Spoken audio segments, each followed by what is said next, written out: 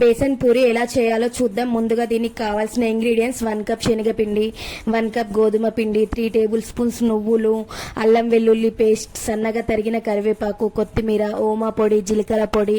ఓమా జీలకర్ర కూడా వేసుకోవచ్చు. మన టేస్ట్కి తగినంత ఉప్పు, కారం, కొంచెం పసుపు.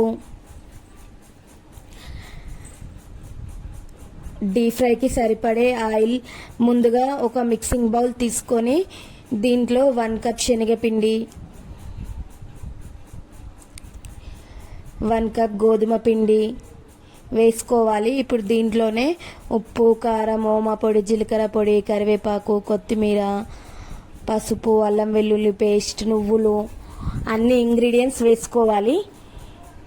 వేసుకున్న తర్వాత ఒకసారి బాగా మిక్స్ చేసుకోవాలి.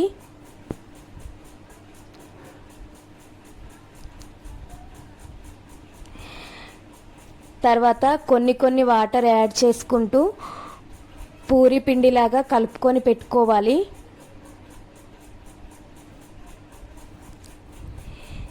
ఈ విధంగా కలుపుకున్న తర్వాత మూత పెట్టేసి 10 మినిట్స్ పక్కన పెట్టుకోవాలి. ఈ పిండిని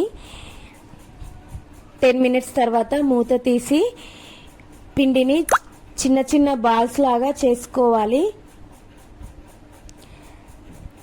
మొత్తం పిండిని ఈ విధంగా చేసుకొని పెట్టుకోవాలి. గ్యాస్ ఆన్ చేసుకొని బేసన్ పూరిని డీప్ ఫ్రై చేయడానికి సరిపడా ఆయిల్ పెట్టుకోవాలి. ఒక ప్యాన్లో ఒక ప్లాస్టిక్ కవర్ తీసుకొని దానికి ఆయిల్ అప్లై చేసుకోవాలి. ఇప్పుడు దీంట్లో పిండిని పెట్టుకొని పూరి ప్రెస్తో ప్రెస్ చేసుకోవాలి.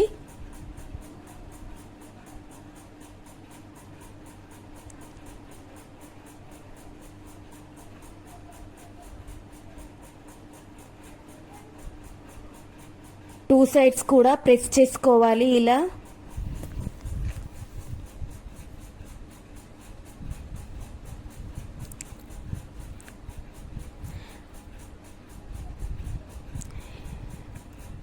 మొత్తం పిండిని ఈ విధంగా చేసుకొని పెట్టుకోవాలి. ఆయిల్ ఫుల్గా వేడైన తర్వాత ఇలా ఒక్కొక్క పూరిని వేసుకొని టూ సైడ్స్ కూడా గోల్డెన్ కలర్ వచ్చే వరకు గోలించుకోవాలి.